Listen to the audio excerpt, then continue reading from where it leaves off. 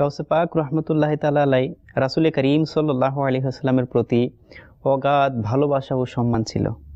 যেমন তিনি তার কিতাবে কিছুটা এরকম উদ্ধৃতি করে লিখেন যে আল্লাহ তাআলা কুরআনুল কারীমের মধ্যে ইরশাদ করেন, এর তর্জমা হচ্ছে, হে হাবিব সাল্লাল্লাহু আলাইহি ওয়াসাল্লাম, আপনি বলে দিন, যদি তোমরা আল্লাহকে ভালোবাসতে চাও তবে আমার অনুসরণ করো, তাহলে আল্লাহ তাআলাও তোমাদেরকে ভালোবাসবেন।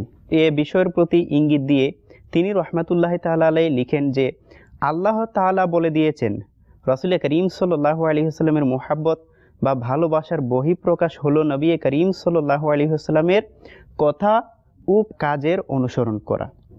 এটা হচ্ছে আল্লাহ তাআলার কুরআনুল কারীমের বাণীর সারাংশ গাউসে পাক রহমাতুল্লাহ তাআলা আলাইহি নিজে ব্যক্ত করেন।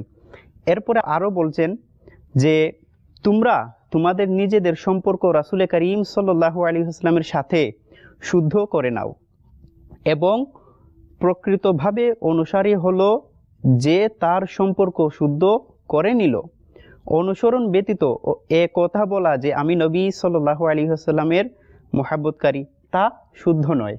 গাউসে পাক রহমতুল্লাহ তাআলা আলাইহি বলেন, যখন তোমরা রাসূল করিম সাল্লাল্লাহু আলাইহি ওয়াসাল্লামের কথা ও কাজে অনুসারী হবে তবে আখিরাতে নবী করিম সাল্লাল্লাহু আলাইহি ওয়াসাল্লামের প্রতিবেশী এবং তার শাফাআতের অধিকারী হবে। সুবহানাল্লাহ, সুবহানাল্লাহ।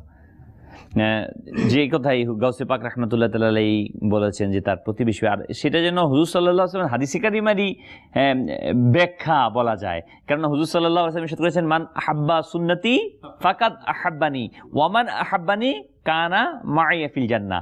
যে আমার সুন্নতকে ভালোবাসলো সে আমাকে ভালোবাসলো, আর যে আমাকে ভালোবাসলো সে আমার সাথে জান্নাতে প্রবেশ করবে, জান্নাতে থাকবে। সুবহানাল্লাহ। আর গাউসে পাক রাহমাতুল্লাহ তাআলা সেই কথাই আমাদেরকে স্মরণ করিয়ে দিয়েছেন, এই পৃথিবীবাসীকে সেই কথাই স্মরণ করিয়ে দিয়েছেন যে হুজুরে করিম সাল্লাল্লাহু আলাইহি ওয়াসাল্লামের সুন্নতকে যে ভালোবাসবে সে নবী সাল্লাল্লাহু আলাইহি ওয়াসাল্লামকে ভালোবাসলো, আর যে নবী সাল্লাল্লাহু আলাইহি ওয়াসাল্লামকে ভালোবাসলো সে আমার নবী সাল্লাল্লাহু আলাইহি ওয়াসাল্লামের সাথে থাকবে।